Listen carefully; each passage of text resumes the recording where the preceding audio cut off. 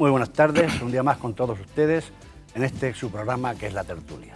Vamos a dar, como no, recibir a nuestros contertulios habituales y saludarlos. Así que muy buenas tardes, Luis Fernando. Buenas tardes. Chema, buenas tardes. José Antonio, muy buenas tardes. Buenas tardes. Castro, muy buenas tardes. ¿Qué tal? Buenas tardes.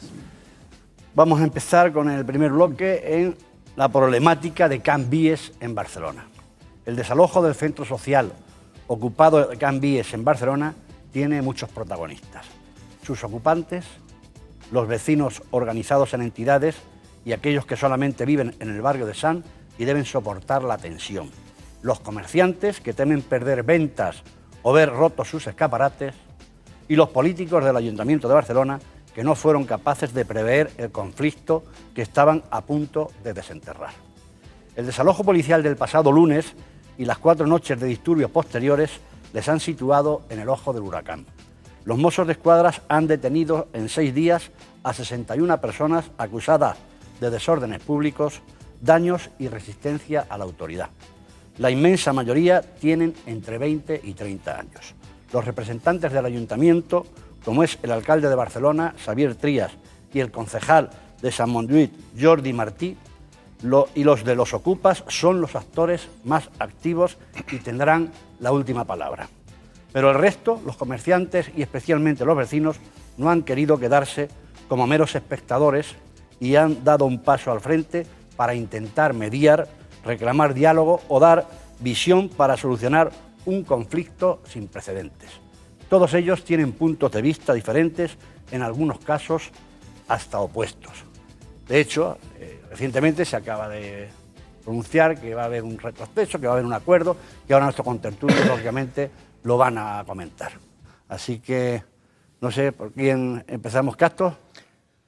Bueno, a ver, el fenómeno Ocupa y el fenómeno que está asociado, o el movimiento social, mejor dicho, que está relacionado con esto, forma parte de un movimiento emergente que necesita algún tipo de respuesta por parte de las instituciones, porque hace poco asistíamos también a una situación similar en Sevilla, con la Corral Utopía, ahora lo de Barcelona.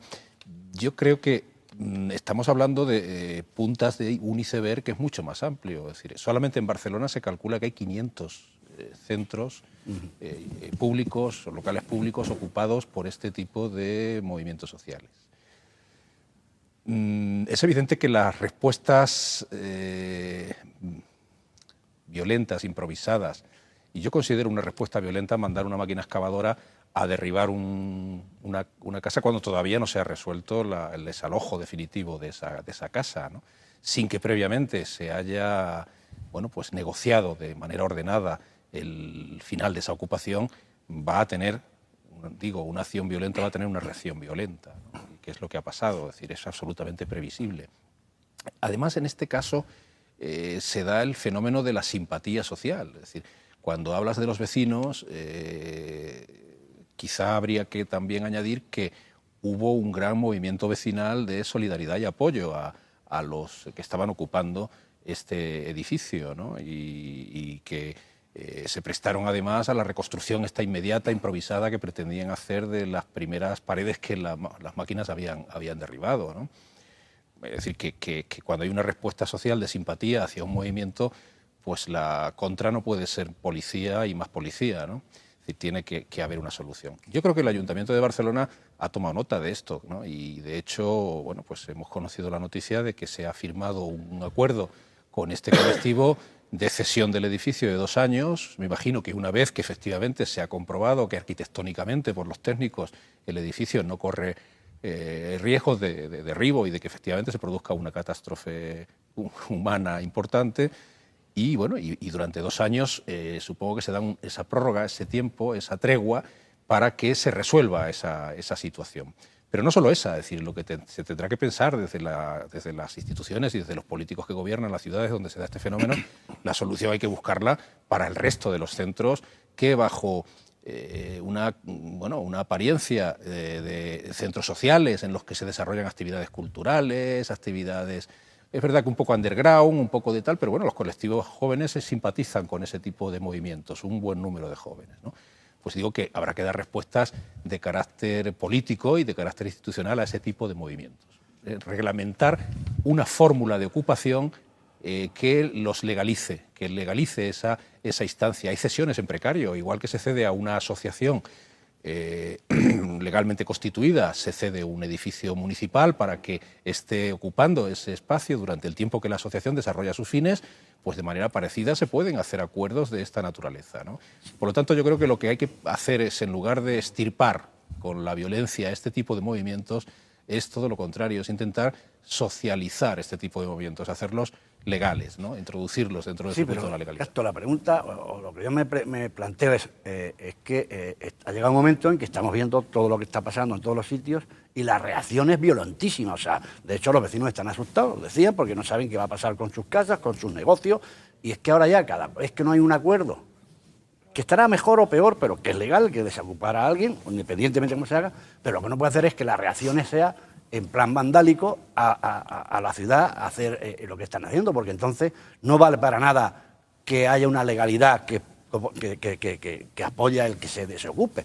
Lo que no puede hacer es, bueno, como no estoy de acuerdo, ahora ya, cada vez que haya un alcalde que quiera hacer algo, va a tener que pedir permiso a la gente. Es lo que yo veo después de los 4 o 5 movimientos. Esa es mi pregunta. Yo, José Carlos, esta vez tengo que decirte, Castro, que estoy en profundo desacuerdo con lo que acabas de decir. Bueno, esta vez y otras. No, otra vez está en desacuerdo, te digo en profundo desacuerdo. No lo comparto casi nada. Vamos a ver, los actos violentos, la responsabilidad son los violentos, evidentemente.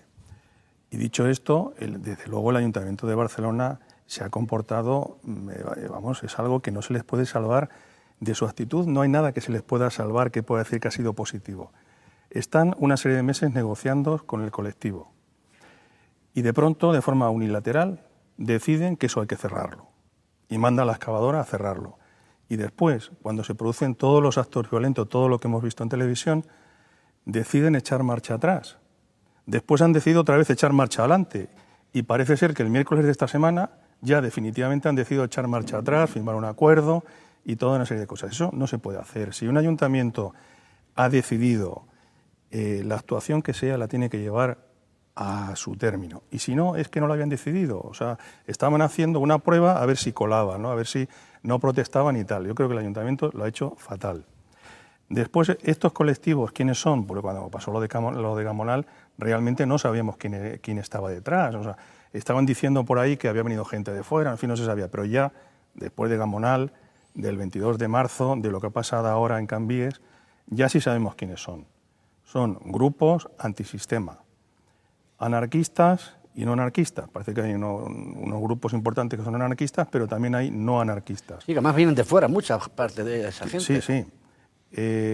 Son grupos organizados y además violentos, lo estamos viendo que son violentos, y además están armados, aunque sean armas rudimentarias, pero están armados porque ya hemos visto la actuación que tuvieron con la policía, que gracias a Dios no falleció ningún policía, pero que podía haber ocurrido.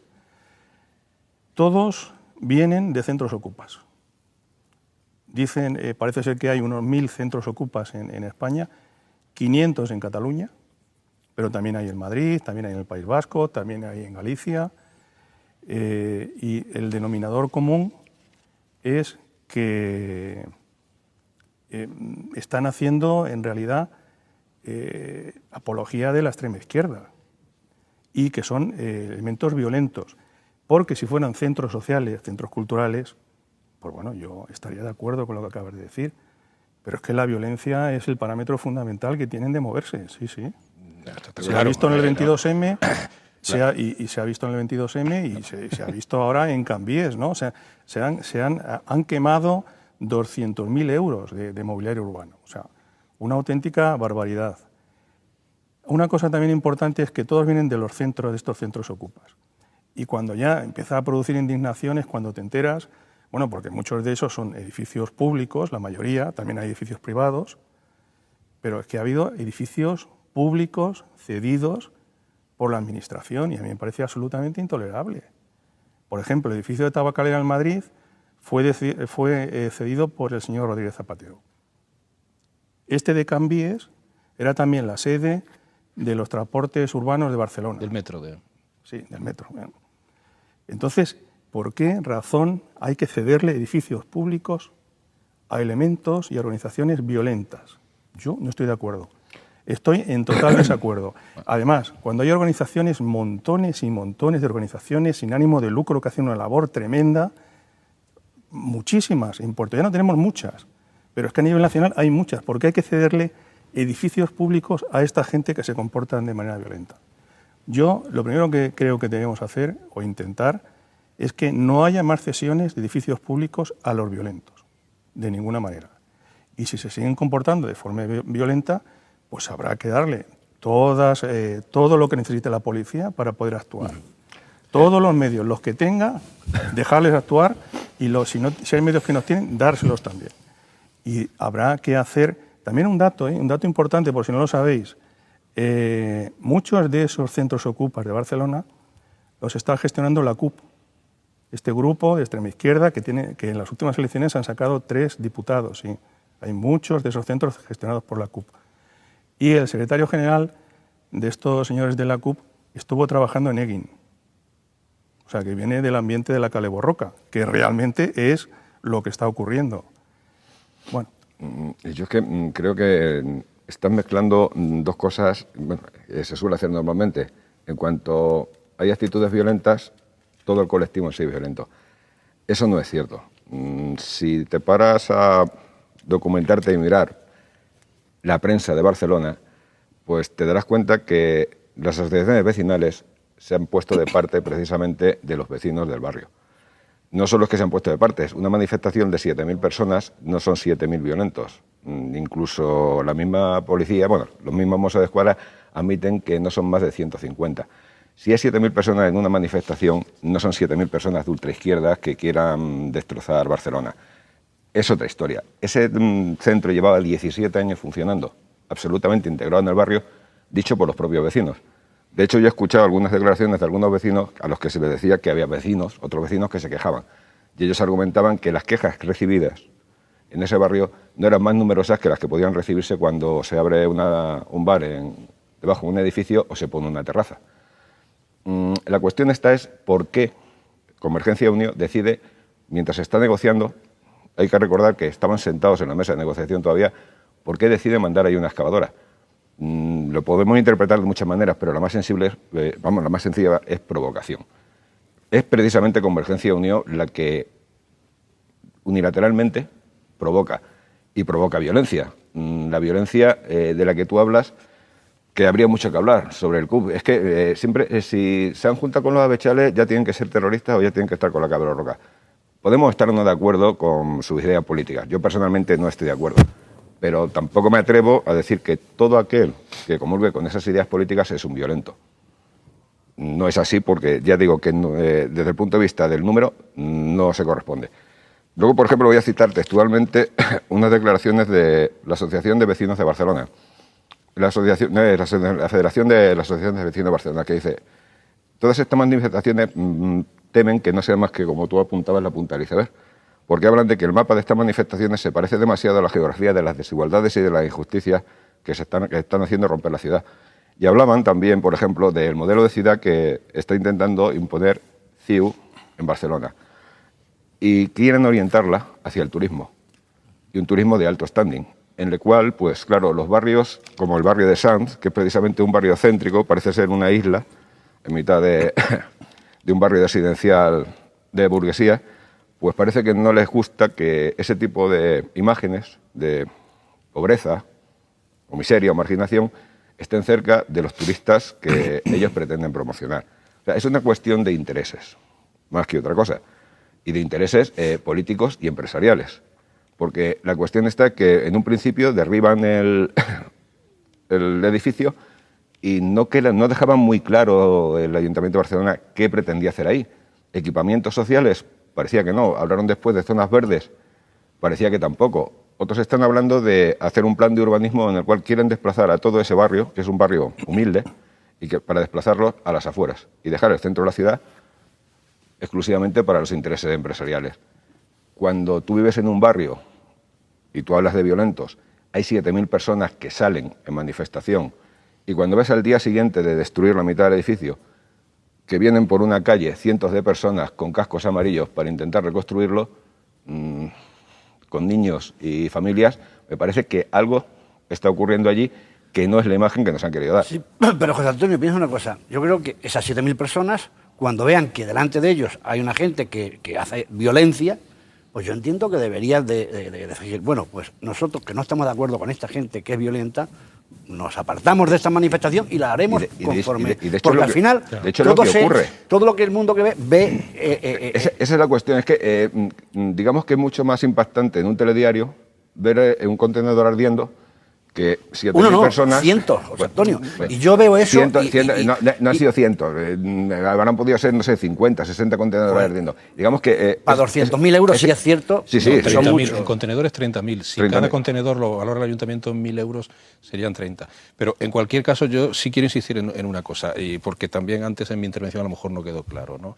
Y es que el movimiento de ocupación de Camp aparece como un movimiento de carácter cultural y político, es cierto, ¿no? Y es gente del barrio la que inicialmente ocupa aquellas espacios, a vivienda, ese edificio, ¿no? Una parte del edificio está dedicado a vivienda y otra parte del edificio está dedicado a actividades culturales y de ocio. Incluso guardería. Incluso guardería. Y además esto lo saco de Wiki, ¿no? Y dice que el tipo de actividades que se hacen allí es el periódico de comunicación popular muy conocido en Barcelona, La Bursa, fiestas, pases de vídeo, talleres de teatro, debates, representaciones teatrales y musicales, pero presentación de libros, pases de películas o documentales. Sí, pero yo creo que no hay nadie que esté en contra de ese movimiento cultural. Sí, no, pero lo que se está en contra es de la violencia que llevan a cabo. Tenía que destacar esto porque es fácil siempre elevarlo a la categoría de filoetarras en el momento en el que aparece una manifestación o una punta violenta, ¿no? La punta violenta probablemente ni siquiera estuvo protagonizada por los propios ocupantes del edificio. Seguramente el movimiento Ocupa, que es un movimiento muy extenso y que efectivamente abarca también incluso seguramente posiciones extremistas y más violentas, acudieron a esa llamada y se manifestaron de ese modo. Pero en cualquier caso, el primer acto de violencia, y es que no nos tiene que doler también decirlo, la legitimidad que tiene un alcalde y un ayuntamiento no les da patente de corso. También son falibles. En las decisiones que toma un ayuntamiento, también a veces se equivoca el ayuntamiento. Y cuando se ha equivocado, lo único que tiene que hacer es dar marcha atrás y corregir. Y en este caso, la forma como se manda la excavadora y cómo se hace el proceso de empezar a derribar aquello, fue un acto violento, entre comillas. Yo, Castro, sí. José, un poco para dejar a Luis Fernando un poco... la discusión ha sido alargada, se ha tocado todos los temas. Pero vamos, por ejemplo, para mí uno de los problemas es la ocupación. Cuando la administración cede los edificios, hasta cierto punto se puede ver bien. Hay un permiso, no hay una violencia de ocupación ni nada. Cuando se ocupa una vivienda, un edificio, lo que sea, que pertenece a un particular, siempre hay una violencia.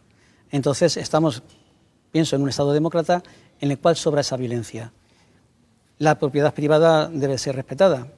Estos centros sociales, culturales, que en teoría son personas maravillosas porque van con la cultura, son muy idealistas y que en un momento dado son capaces de una violencia, de quemar cajeros, los comercios, la gente tenía miedo a ellos porque bajaban el cierre. Si yo tengo una tienda, no tengo culpa de que el ayuntamiento te quite tu centro, además un centro que había sido ocupado ilegalmente hace 17 años y que la administración, que es lenta y lerda y más que se le puede decir, lo había dejado ocupar, con lo cual en 17 años se han hecho propietarios por la edad. Han cogido un poder que no se hubiera sido, si al ocuparlo la administración hubiera actuado, este problema no habría existido. Hay centros que se le pueden dar, porque yo he estado hace muchos años en centros así y funcionan. Lo que no se puede consentir es que un centro, amparándose en todos los ideales culturales y no culturales, desempeñen un acto, como se ha hecho en Barcelona, tan grande de destrucción. La gente se asusta y no debe ser. Y en cuanto a lo que dice de mover un barrio entero, lo veo muy difícil. Aparte hay otra cosa, que las urnas son las que mandan. Estamos en una democracia y esos vecinos están votando y Convergencia y Unió ha sido el partido mayoritario y ha gobernado muchos años. Y pienso que al gobernar tiene su poder. Ahí has dado la clave de otra cosa también que apuntan en cierta prensa de Barcelona, y es precisamente que justo al día siguiente de las elecciones europeas, donde Convergencia y Unió pierde esas elecciones con respecto a RC, que es al parecer quienes estaban, digamos, apoyando de un modo tácito, si no explícito, tácito, a todo el conglomerado de este centro. Pues Antonio, quería yo responder acá. Pero tú interven, no esperas a que... Dale agilidad a esto. Tenemos 2 minutos y medio nos queda. ¿Has acabado, Fernando? No, quería decir Pues un comentario que hace el concejal, que habían cumplido con la orden de desalojo para ver la legalidad. Eso es Entonces, un comentario tonto. Por eso, ¿por qué estaban negociando si iban a cumplir con la orden? Porque estaban negociando ese mismo día. Para salvar la chapa. Vamos a ver, una cosa importante. Lo primero que yo he dicho es que el Ayuntamiento de Barcelona lo ha hecho fatal. Yo creo que no lo han podido hacer peor. Pero con la violencia, tolerancia cero. Con los violentos. Los actos culturales, evidentemente. Por supuesto que pueden hacer actos culturales, nadie se opone a ello. Pero hay una reflexión que tenéis que hacer. O sea, justamente cuando el Ayuntamiento dice que echa marcha atrás, ese día es la manifestación más violenta. ¿Por qué? Pues no lo sé. Seguramente porque ya estaba preparada. O sea, el Ayuntamiento ya ha echado marcha atrás, que creo que fue el domingo pasado, y sin embargo esa fue la peor manifestación, cuando se quemaron los coches, las bicis. Entonces, no, es cale borroca. O sea, os empeñéis o no os empeñéis, y déjame que ya acabo. Y con los violentos no tenemos, el sistema democrático no tiene que tener ninguna consideración. En cuanto utilizas la violencia, has perdido cualquier razón que pudieras tener. Cualquier razón. Bien, pero eso sigues mezclando un grupo de violentos que son minoría con una mayoría. Te repito que es una mayoría, incluso la Asociación de Vecinos del Barrio apoyó esas acciones, no las acciones violentas. Mira, entonces lo que hay que hacer, José Antonio, es lo que pasó en una manifestación de estudiantes después del 22M. Los propios estudiantes los cogieron los violentos y los sacaron de la manifestación. Eso pasó en Madrid el 20 y tantos de marzo. Bueno, pero eso es lo que hay que hacer. Tuvo que haber primero algunas en las que tomaran conciencia de que eso era así. Probablemente la parte más saneada de todo este tipo de movimientos, que yo creo que es la más numerosa además, pues acabará seguramente intentando aislar a los violentos cada vez que tengan que hacer un acto de reivindicación y de manifestación. Yo quiero insistir en que un error de planificación por parte de las autoridades puede ser el desencadenante también de la violencia. Es decir, y además lo han reconocido ellos. El propio concejal del ramo ha reconocido que la manera como la máquina excavadora es enviada sin ningún tipo de protección de fuerzas de orden público, etcétera, etcétera, sabiendo que va a hacer una cosa que está muy contestada por el barrio, por el movimiento Ocupa, etcétera, etcétera, ¿cómo manda a un operario montado en una máquina de 2 toneladas? Estamos ya fuera de tiempo, claro, no podemos... Pero esos errores que son desencadenantes a su vez de que luego se produzcan... Perdón, es que ya estamos... Hace un momento ya estábamos fuera de tiempo, lo siento, pero... Así que nos vamos en un minuto a publicidad y volvemos enseguida con ustedes.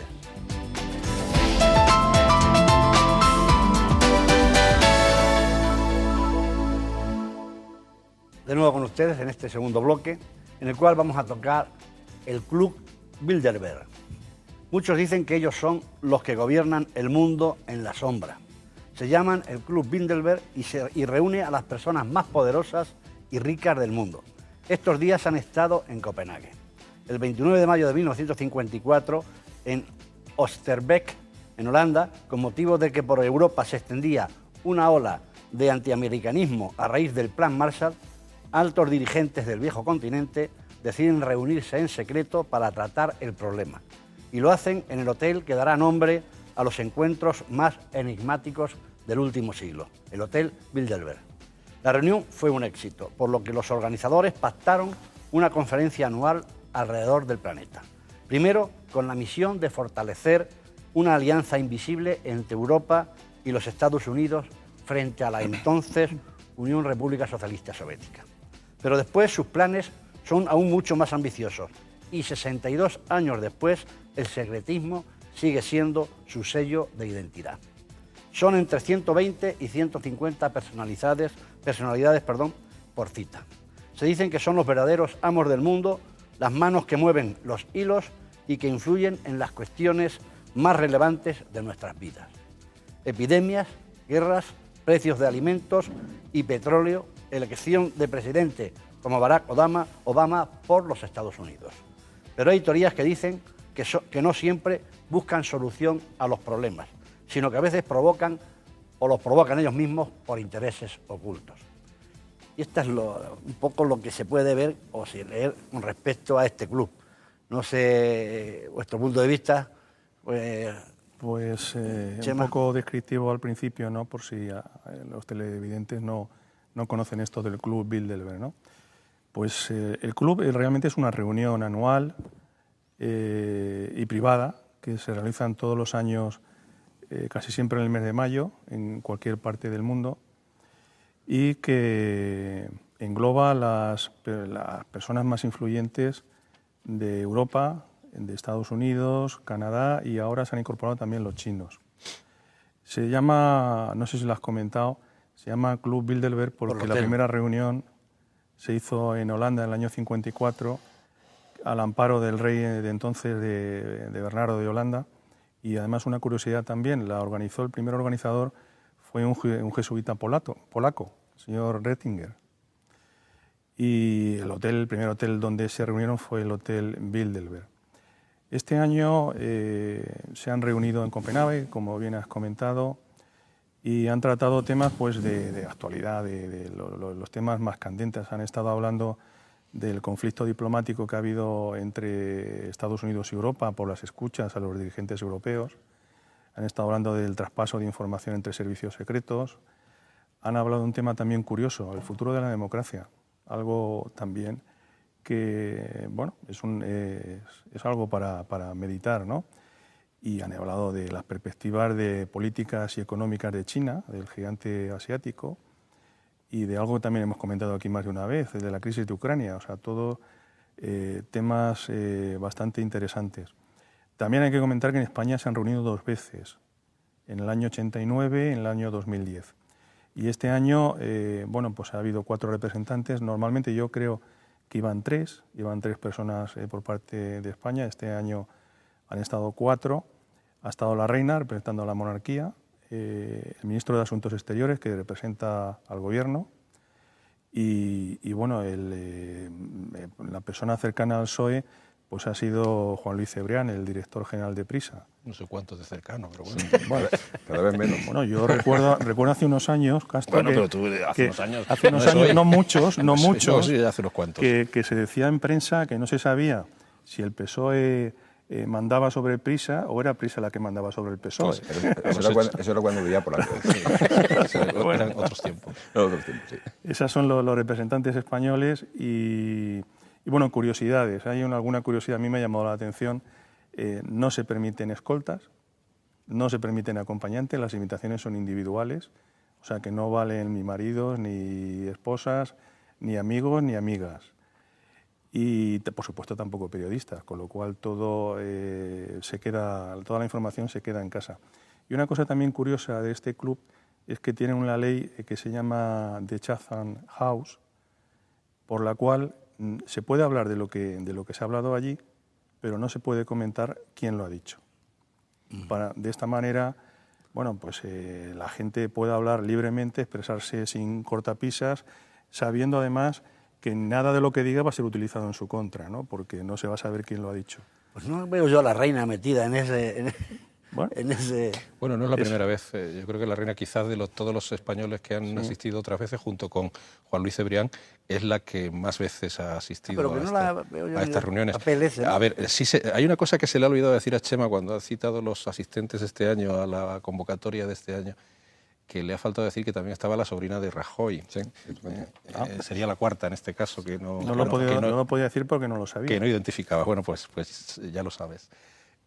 A ver, yo creo que este club, entre comillas, precisamente por ese secretismo que en torno a lo que se debate, no tanto a lo que se debate, porque los temas sí son públicos, sino a las conclusiones, porque no hay actas, no se reflejan conclusiones, no sé tal, solamente se pueden efectivamente, como bien decía Chema, comentar algunas de las pues de los aspectos que sean o de las opiniones que se han vertido, pero siempre sin citar el nombre de la persona que lo ha hecho, etcétera. En fin, todo ese secretismo es el que ha hecho que surja en torno a ello pues todo este tipo de teorías conspiranoicas, ¿no?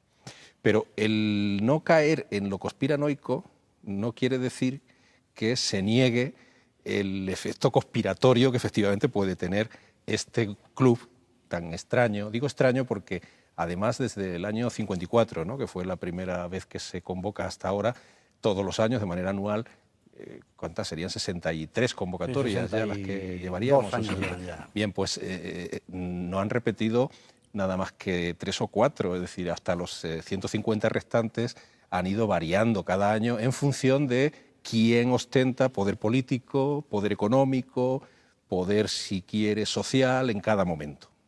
Social en el aspecto de la comunicación. Poder social poco, en el aspecto de la comunicación. Eso es, en cada momento. Por lo tanto, pensar en que hay un grupo secreto que por encima de las instituciones y de los organismos políticos y los gobiernos toma decisiones en secreto, pues, en fin, yo creo que es llevarlo a un escenario probablemente irreal, ¿no? Que no existe. Siempre han existido en el ser humano, entre los prohombres, en cada momento, esa tendencia efectivamente a crear grupos de presión. Los cruzados, perfecto, a la media. Toda esa historia de la masonería. De hecho, se le relaciona a este grupo, a este club, con una neomasonería, ¿no? Adaptada al siglo XX-XXI. De cualquier modo, eso no va a dejar de existir. Es decir, de hecho, los lobbies de presión que están actuando permanentemente en donde se toman las decisiones políticas no dejan de ser masones en su estilo más originario, ¿no? Por lo tanto, yo no le tengo miedo a la existencia de este grupo ni desconfío de que desde ahí se esté dirigiendo como marionetas a los gobiernos y al mundo. Me preocupa más, por ejemplo, las reuniones del G7 o las del G9, que efectivamente... Esto es el G120 o G150. ¿O qué sería? Esto es el G120. Sí, pero un G muy extraño, porque no es un G de políticos, de gobiernos, sino que es un G de empresarios, de tal. Bueno, ha estado Billy Gates, ha estado, yo qué sé, gente como... en otros años ha acudido Goldman Sachs, que es este año también Donald Russell, yo qué sé, Paul Wolfowitz, el antiguo presidente del Banco Mundial. Yo entiendo que repiten los más ricos. Sí, y luego cambian a los y los más influyentes. Pero en España, por ejemplo, pero en España, por ejemplo, ha estado desde Ana Patricia Botín, José Manuel Entrecanales, Alberto Ruiz Gallardón, Pedro Solbes, ha estado incluso la señora de Cospedal, que se llevó a su marido. Es decir, que dependiendo también de los personajes que han ido pasando en distintos momentos, pues le das más o menos valor e importancia a esto. Es decir, yo no me imagino a la señora Cospedal, con todos mis respetos, tomando decisiones sobre el futuro mundial, del orden mundial, sobre todo además con el marido al lado, que seguramente, no sé si pillaría algún consejo de dirección más estando allí, ¿no? en esa reunión. Pero en cualquier caso, esto es broma, es ironía, ¿no? Pero en cualquier caso... Es conspiranoia. En cualquier caso, insisto yo, no le doy más importancia que eso, ¿no? El de que se reúnan en este foro o en otros foros. De hecho, se producen reuniones permanentemente en foros que están más allá de lo que institucionalmente está constituido, ¿no? No creo que haya que tenerle especial miedo a este grupo, y sí que hay que tenerle más miedos a los otros, a los que, insisto, es decir, cuando se reúne la Troika, cuando se reúne el G7, cuando se reúne el Banco Mundial, las decisiones que toman sí que nos afectan de manera muchísimo más directa y de manera mucho más fulminante, como estamos viendo con el tema de los recortes, por ejemplo. Luisfer.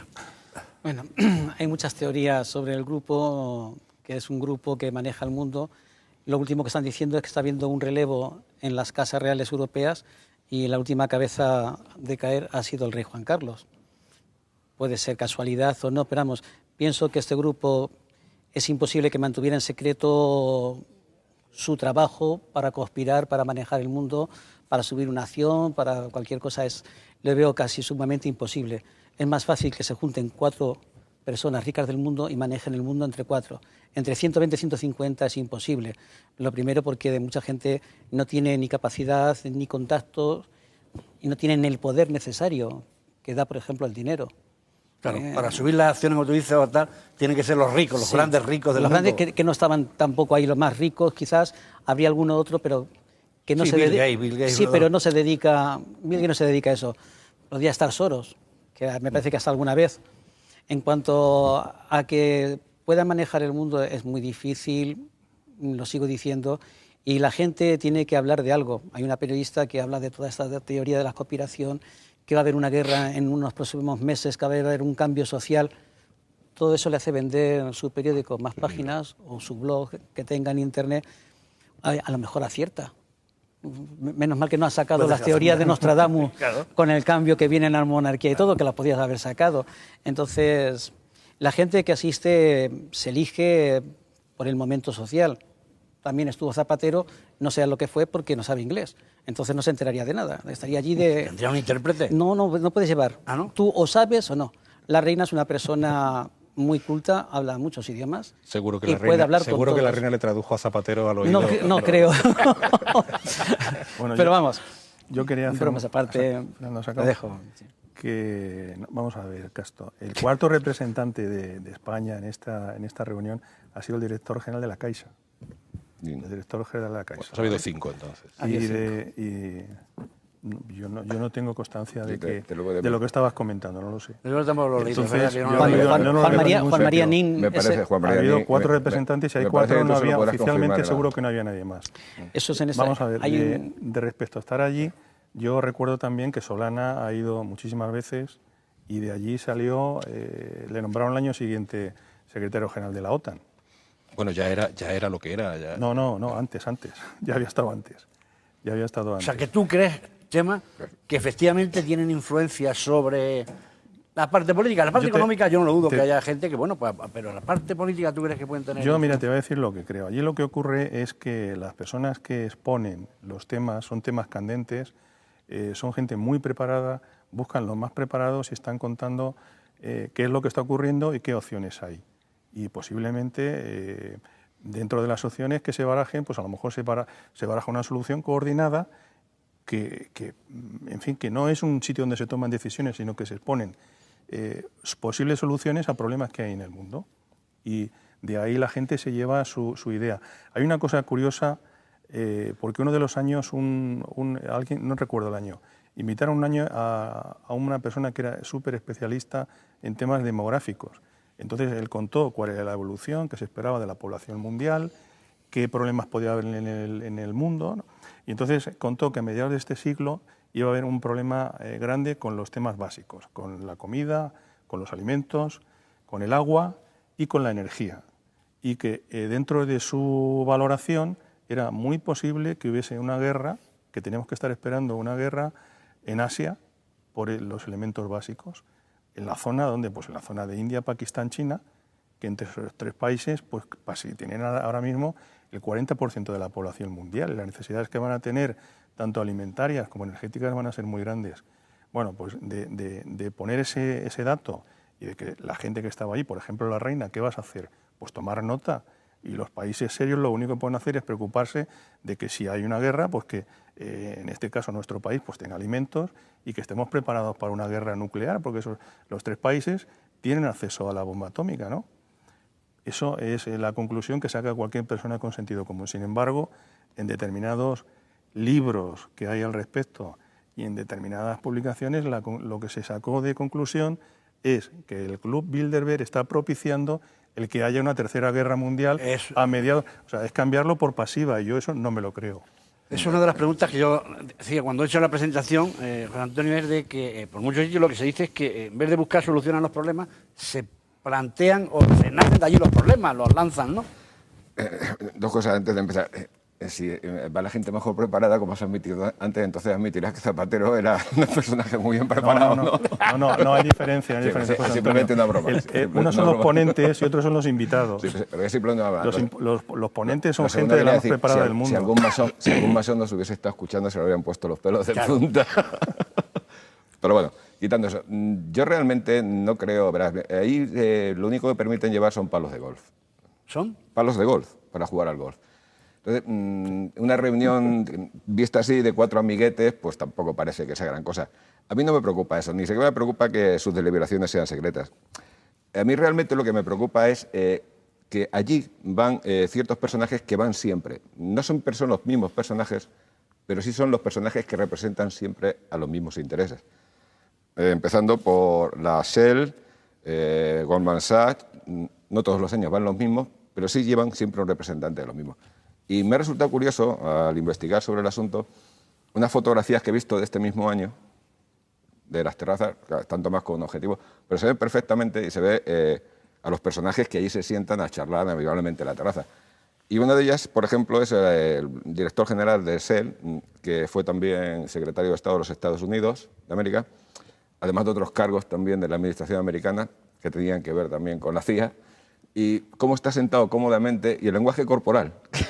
Porque frente a él hay un político que está con un vaso chupando de una pajita algún refresco. Pero el lenguaje corporal de este personaje en particular es como dando una clase magistral, con el brazo echado para atrás, y el otro como un simple aprendiz. Claro, es una fotografía simplemente, pero te puede dar una imagen realmente de lo que ahí se cuece. No sé qué se habla allí porque, repito, es secreto.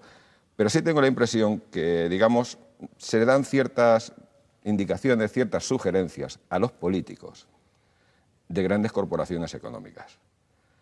Eso me parece mucho más viable. ¿Es un lobby? Sí, es un lobby. No es el lobby más importante, como decía Castro. No creo que lo sea, porque el lobby más importante no se molesta en el folclore de reunirse, llamar gente, dejar que los periodistas vayan.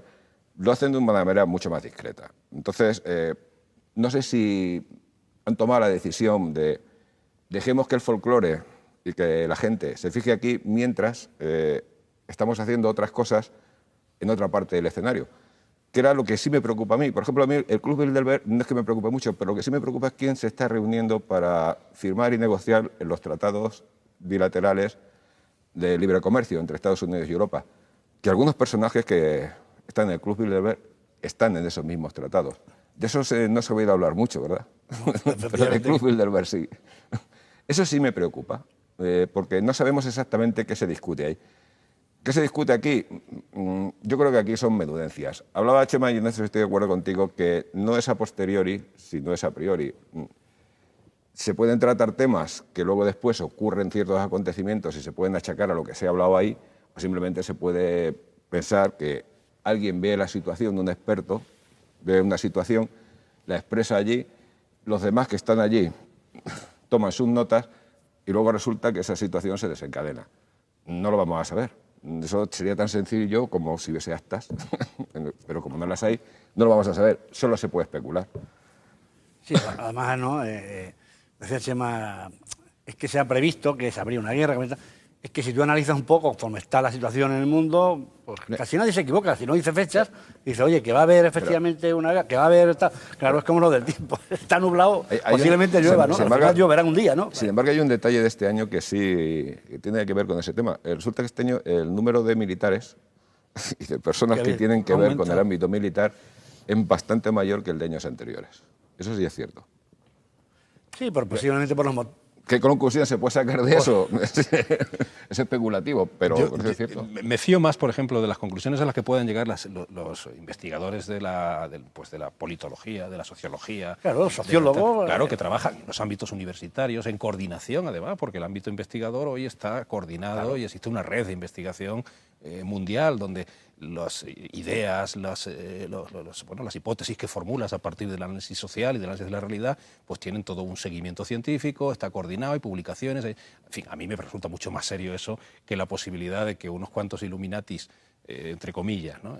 Se reúnan cada año y que además ni siquiera son los mismos y que el único toque que tienen de la divinidad es que han tenido la suerte de pillar o de hacerse millonarios con un proyecto empresarial, pero que nada nos garantiza que eso esté asociado directamente a que tienen una superinteligencia que sea la que les permite tomar las decisiones del futuro del mundo. Evidentemente que no. Es decir, me inclino más por lo otro. Y yo soy aficionado, estoy asociado a las redes universitarias de ensayos sociológicos, leo artículos, leo lo que sale, lo que se publica, lo que se predice del futuro. Y si hay que hablar de las posibilidades de que estalle la Tercera Guerra Mundial, se habla, pero se habla desde un enfoque de esta naturaleza, no de lo que hayan hablado o especulado los del Club Bilderberg, que seguramente que los ponentes que van al club llevarán ese tipo de estudios y será sobre lo que trabajarán, pero que no, insisto, no tiene más repercusión que lo que sí que es verdad que juntan allí es lo que en cada momento suma prácticamente el poder económico y el poder político del planeta. Es cierto que se juntan allí, pero se juntan como si Obama los invita a cenar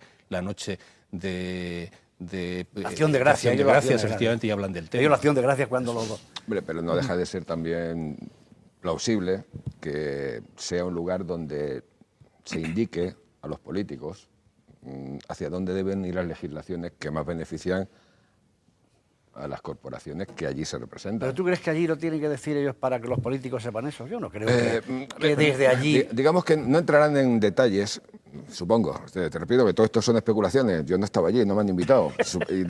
A mí no me invitarán tampoco. Tomamos nota a ver si se ven. Sí. Seguramente la reunión Seguramente, ¿no? Igual que tampoco nunca han invitado al alcalde de Marinadela. Es un personaje que también lo tiene cierta, pero parece que no. Parece que no van por ahí los tiros.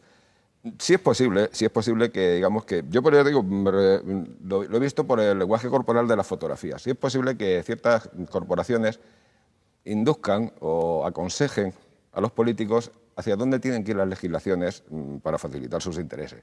Yo eso sí lo veo mucho más lógico. Lo veo como un gran lobby que luego, cuando ya entramos en detalles mucho más específicos, ya esas cosas no se deciden en el club. Ya supongo que habrá comités privados donde se lleven a cabo ese tipo de iniciativas. Esperemos que no haya que estar pendientes de esta gente que nos manejen, sino que sigan juntándose como que se entretengan y jueguen al golf, como decía. Que jueguen al golf. Y nos vamos a ir de nuevo unos minutos a publicidad y volvemos enseguida con ustedes.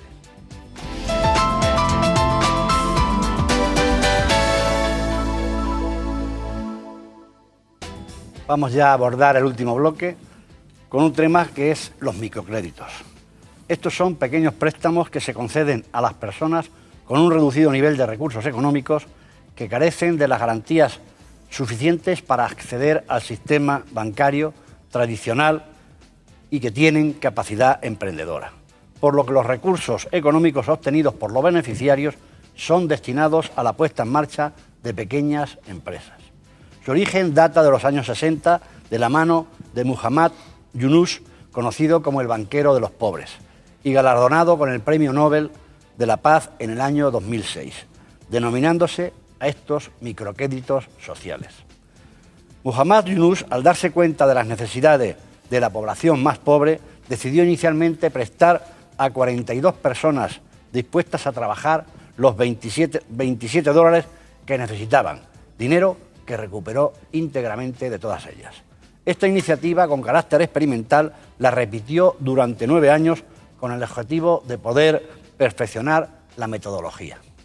A pesar de la evidencia de que estas personas devolvían el dinero, no logró obtener la confianza de los bancos tradicionales para que fueran ellos quienes dieran o prestaran directamente a los pobres que carecían de garantías reales o avalistas, sino que inicialmente, para poder conseguir los créditos, él tenía que figurar como avalista. Entonces surgió la idea de crear un banco independiente para que estas personas que se dedicaría a la concesión de microcréditos, primando los objetivos de índole social sobre los beneficios financieros. Y apuntaba yo con nuestros contertulios, antes de comenzar, en que efectivamente no debemos confundir estos microcréditos con lo que estamos acostumbrados a ver en algunas cadenas anunciándose, en que dan microcréditos rapidísimos, porque en estos llega hasta la usura, en que estos créditos al final cuestan el 100, el 200 y el 300%, y que no tiene que ver nada con esto, lo que es el microcrédito en sí. Luis Fernando quería un poco empezar con este tema. Sí. Los microcréditos, desde que se fundan hace más de 40 años casi, han ido evolucionando mucho. Ya no solamente son en los países que nació, como es Bangladesh, Pakistán, India, sino que pasa también a toda América Latina. El microcrédito se va extendiendo mucho, tiene una gran aceptación entre una parte de la población. Una facultad que tiene es algo impresionante, es decir, la gente que había en Bangladesh, sobre todo, que es donde más creció, es analfabeta, no tiene capacidad de pedir un crédito al banco, no tiene tampoco ningún aval, no tiene nada, y sobre todo, al ser analfabeta, no puede rellenar ningún papel. Los microcréditos se lo eliminan. Pero al ir evolucionando, no solamente existe un banco, el del señor Yunus, ha ido cambiando porque han visto que era un gran negocio. Entonces, la usura se va acercando bastante a eso. Hay una frase que dice que la justicia social siempre estuvo lejos de los bancos. Los microcréditos los gestionan los bancos y llega un momento que ya más que microcréditos se está cobrando como una usura.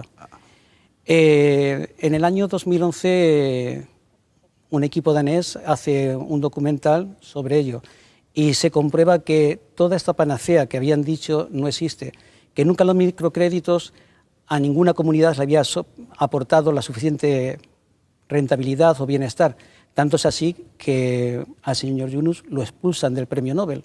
Es un hecho en el año 2011, porque no es así.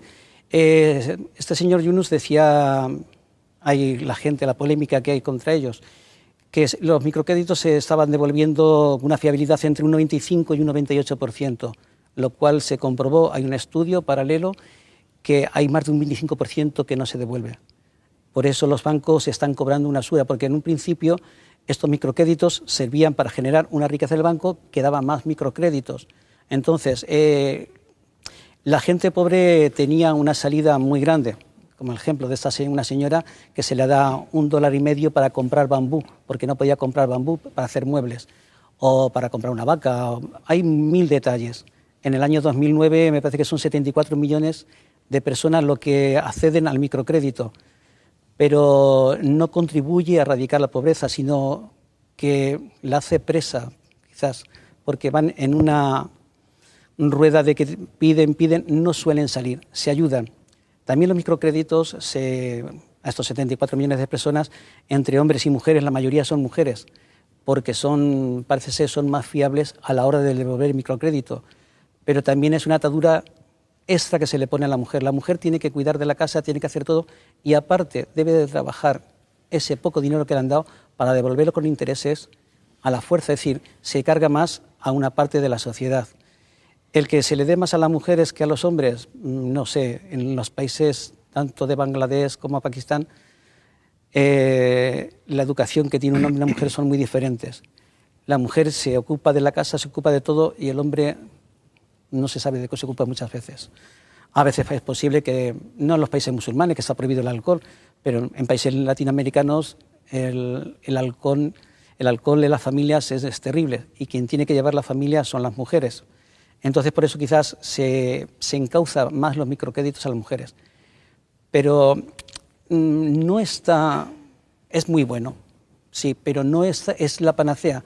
También al dar un microcrédito a tantas personas y a la pobreza, los dejan presos de que tiene que ser el desarrollo, tiene que partir de ellos. El Estado se limpia las manos y dice, apañáronlas que vosotros sois culpables de vuestro desarrollo.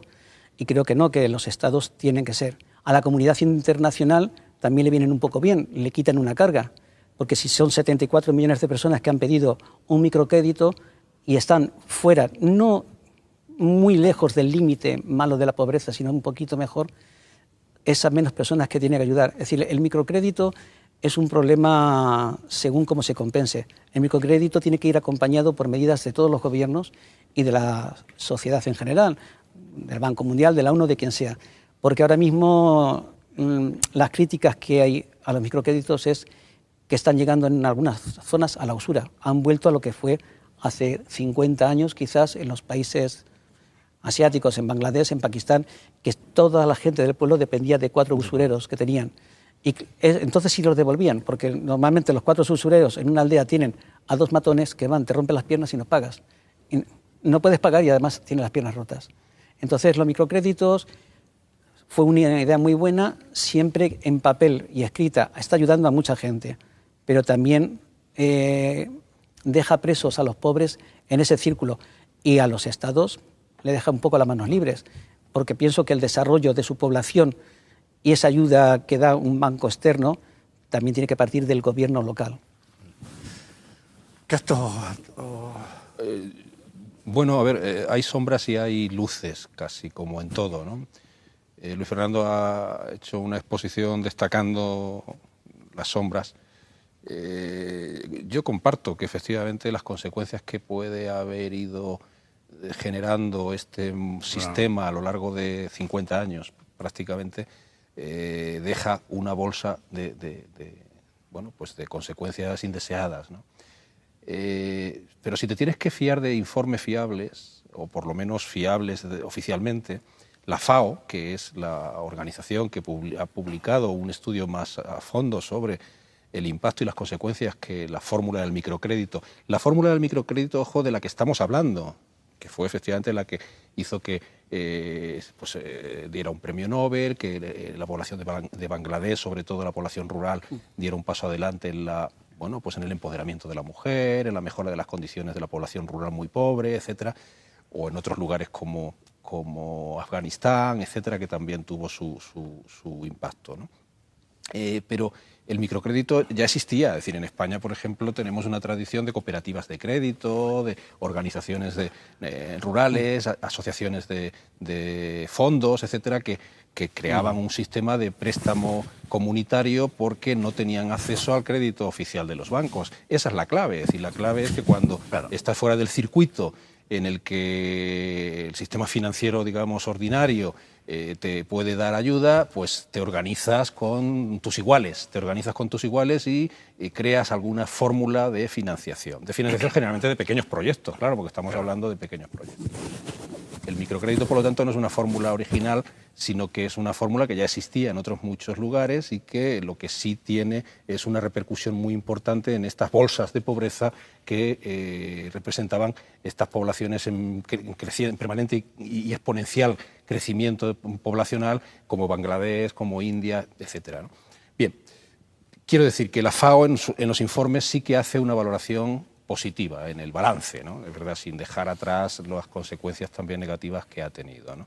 Porque habla de unos efectos económicos positivos y de unos efectos sociales también positivos. Habla de un aumento de los ingresos que permite incorporar a la población a un consumo, aunque es un consumo muy básico, muy reducido, que a su vez eso genera un movimiento pues de demanda agregada. Si hay consumo, pues lo que la teoría económica de la demanda agregada dice, ¿no? Si hay consumo, hay crecimiento, ¿no?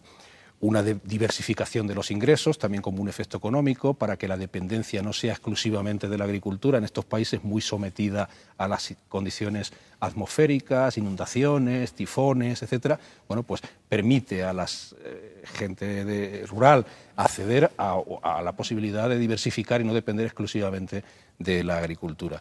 Tiene, por lo tanto, efectos en el consumo, tiene efectos en el ahorro, porque la obligación de devolver el crédito te hace, lógicamente, pensar también en una cultura de ahorro, efectos en la producción, en fin. Y luego tiene también unos efectos sociales que, sobre todo, es verdad que el énfasis de la bondad de esta fórmula ha sido el empoderamiento, el darle a la mujer un papel mucho más protagonista en la sociedad, en unas sociedades en las que el papel de la mujer, además, va prácticamente relegado a la tenencia de hijos, y además muchos, y a la sostenibilidad de la choza, de la chabola, de las condiciones casi de miseria en las que vivían, ¿no? La mujer da ese paso en el desarrollo social, el empoderamiento además le da a la mujer acceso a los métodos anticonceptivos, no solamente porque adquiere más formación, sino también por una necesidad vital. Si tiene que desarrollar una actividad laboral, pues lógicamente tiene más prevenciones en encargarse de hijos porque tiene que estar atendiendo el trabajo y por lo tanto también actúa como un limitador de la sobrepoblación o de la superpoblación, ¿no? En fin, que las valoraciones de la FAO, insisto, ponen también el énfasis en los efectos positivos de la fórmula. Pero yo sí coincido con una cosa del análisis que hacía Luis Fernando, básica, y es que la solución, desde luego, no está exclusivamente en esto, aunque esto sea una medida más de carácter ONG, de carácter emergente, de carácter de impacto inmediato, de acción de choque, pero las medidas a medio y largo plazo sin duda que tienen que ser de políticas sociales y de políticas económicas de los gobiernos de esos países, sin duda.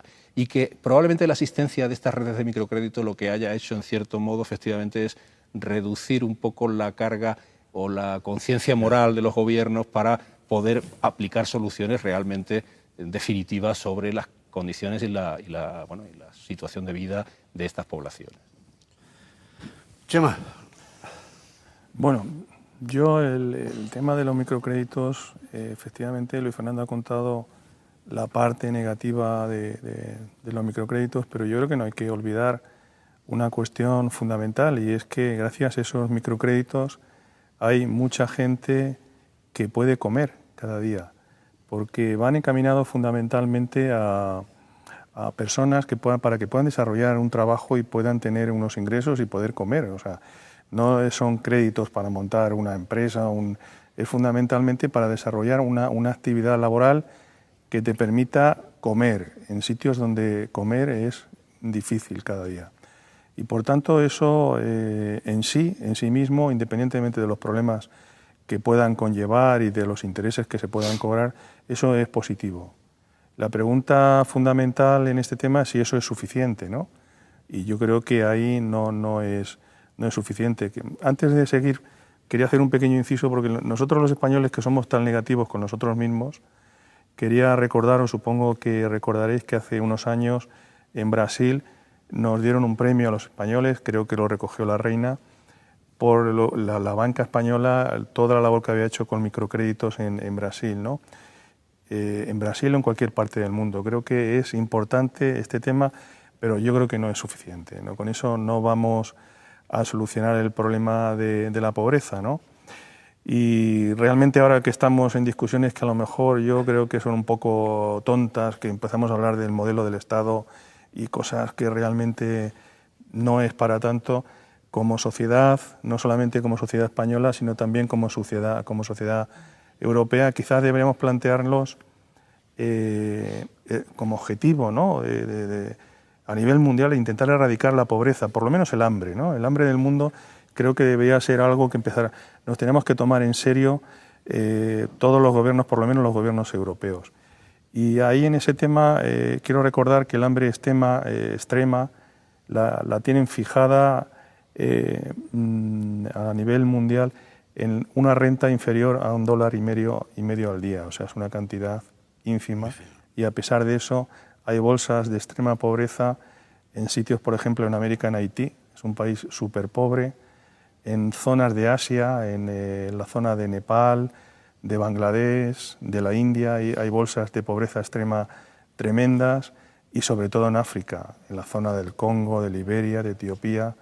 Es algo que no debemos consentir y que debemos, evidentemente España no tiene capacidad para solucionar ese problema, pero sí para empezar a hablar de medidas, hacer que se hable, aunque sea en el Club Bilderberg, pero es algo que debemos plantearnos como objetivo para intentar erradicar como humanidad. Y en esas causas, cuando empiezas a leer temas y causas de la extrema pobreza, la primera de ellas es el número de nacimientos tan tremendo que hay cada año en el mundo. Estamos hablando, no sé si eran 800 millones de nacimientos, 80 millones, no recuerdo, pero claro, eso, el hecho de que esa superpoblación que tenemos y que además cada vez va más, implica que las medidas que estemos tomando en este momento, quizás dentro de 6 meses o de 12 meses, están desfasadas. O sea, ya hemos intentado arreglar un problema y resulta que tenemos 3. Entonces es una cosa muy seria, muy importante y que deben plantearse los gobiernos en profundidad. José Antonio. Ya que se ha dicho casi todo sobre el tema de los microcréditos. Yo, si pudiera comentar algo, es un documental que vi sobre el tema de los microcréditos y que hablaban de un ejemplo, era en África, de una mujer, realmente vivía en una tribu, vivía en chozas en el pueblo, y que se le había dado un microcrédito para comprar un pequeño teléfono móvil. Sí. Lo sé. El negocio consistía en que ella tenía el teléfono móvil, lo alquilaba, exactamente como un locutorio, pero pequeñito, lo cual, está claro. Y como impacto dices, mira, qué bien, no, pues, es una buena iniciativa, la mujer puede dejar que sus hijos, o sea, puede hacer que sus hijos puedan comer, pero claro, cuando veis ya el fondo de la situación, ves que sí, puede tener ese teléfono, puede darle comer a sus hijos, pero esa señora tenía que ir a por el agua a 6 kilómetros en el pozo. Entonces, es aquí donde entra la contradicción. ¿Individualmente los microcréditos pueden ser beneficiosos? Probablemente sí, mayoritariamente sí, para personas que tengan cierta iniciativa. Pero ¿es trasladable a toda la sociedad donde vive ese individuo que tiene cierta iniciativa? Pues no probablemente, porque lo siguiente que oí sobre aquel asunto es que al ver como ejemplo que esa señora con un teléfono y con un microcrédito había conseguido hacer cierto negocio, rápidamente empezaron a aparecer otros teléfonos. Ya se dejó de haber negocio. Exactamente. Claro, le pasó lo mismo que pasa aquí. Claro, aquí, algo que funciona te ponen 20, claro, ya deja de funcionar. Pero ¿qué ocurre con eso? Que el verdadero problema, que era la pobreza extrema, el sitio donde vivían, las condiciones que sufrían, no se habían solucionado. O sea, el microcrédito puede que funcione individualmente, pero si queremos sacar a esa población de la pobreza, que supongo que será el objetivo, no me parece ser la mejor manera. Una de las cosas que se ha hablado aquí, que se critica de los microcréditos, es que, digamos que lo llaman, bancarizan la pobreza. Es decir, hacen a una persona que es pobre responsable de su propio futuro. Y bueno, habrá circunstancias en que sí. Tú lo haces, por ejemplo, en Latinoamérica, en el caso del alcohol, que es obvio que cada uno es responsable de sí mismo. Pero cuando uno vive en una aldea de Latinoamérica a 3.000 metros de altitud, donde solo tiene para comer exclusivamente patatas, no se le puede hacer responsable de que él tiene que salir de ahí para obtener beneficios y para hacer que su comunidad crezca. Creo que eso es un problema que debería solucionarlo los propios gobiernos y, digamos, la sociedad entera. Como instrumento, bien, de buenas intenciones, pero bueno, puede tener una buena intención, pero no creo que esa sea la solución para sacar de la pobreza, digamos, a las sociedades que están instaladas en ella desde hace siglos. Me da la impresión que eso tiene que ser más que un apoyo simplemente de dinero, tiene que ser un apoyo más bien de inversiones. De todas maneras, todos habían hablado un poco de... Tenemos muy pocos minutos, pero pero es que yo vi un reportaje donde hablaba gente de aquí, de España, que estaba metida en los microcréditos y que tenía un problema grande porque uno le iba a otro y salía mucha gente. Es que un poco me llama la atención que todos habláis de África, de Bangladesh, pero aquí yo vi un reportaje que en donde hay un verdadero problema con el tema porque se les complica, porque claro, los intereses son enormes y aunque parece al principio que no es en muy poco tiempo lo que tienen que capitalizarlo, y eso se les va complicando. O sea, no es un tema de fuera. La fórmula del microcrédito, en su origen, ofrece la ventaja de poder acceder a él sin las garantías y sin las condiciones iniciales que te exigiría la banca oficial, la banca ordinaria, pero el tipo de interés es el tipo de interés corriente, es decir, que te aplica el Banco de Bangladesh, el que creó el señor Mohamed, cobraba intereses al interés corriente, ¿no? Sí que es cierto que te hace moratorias, te hace facilidad en el pago, etcétera, pero bueno, hay un compromiso de pago similar. Yo creo que no es lo mismo el modelo de microcrédito del Banco de los Pobres, que es como se le llamó inicialmente a este movimiento, con los productos, y digo productos porque utilizan el término microcrédito que en España, por ejemplo, conceden en este momento las entidades financieras al uso. Si tú ahora mismo te paseas por cualquier oficina bancaria de las tradicionales en España y te encuentras un producto que se llama así, microcrédito. No es la misma fórmula. La fórmula de ese microcrédito es verdad que están o se venden o se publicitan como para facilitar el emprendimiento, para iniciar tu primera actividad, no sé qué, pero bueno, las condiciones para acceso al crédito son las que siempre han sido. Es decir, si tú no tienes medios, recurre a un avalista que te apadrine, porque si no, no vas a tener acceso al crédito. No es igual, no es lo mismo. Sí, eso era precisamente, ya para terminar, era lo que en un principio decía, que se estaba confundiendo el microcrédito que hemos hablado con el microcrédito que tú acabas de mencionar, sí, y que ha llevado a mucha gente hasta vivir un auténtico problema. Ya despedirnos de todos ustedes y, como no, darles las gracias a nuestros contertulios por compartir su tiempo con nosotros y a ustedes por haber dedicado un rato a esta tertulia. Muchas gracias y hasta el próximo.